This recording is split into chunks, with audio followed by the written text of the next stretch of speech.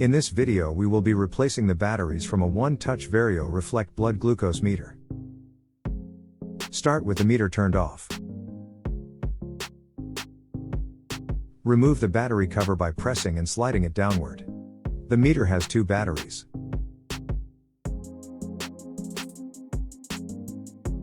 The one with the power symbol is the meter battery and the second one is the backlight battery. Always change both batteries at the same time. Pull up firmly on the plastic ribbons to release the battery. The meter uses two 3.0 volt CR2032 lithium batteries.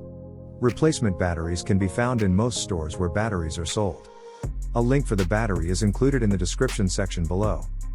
With the positive side facing up toward you, place each battery in the compartment within the fold of the plastic ribbon. Push the battery until it snaps into place.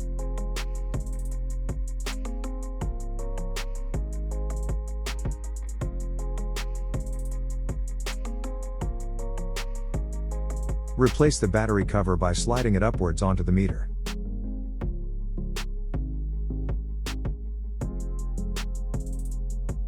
You will be prompted to set the time and date whenever you change the batteries. Thanks for watching.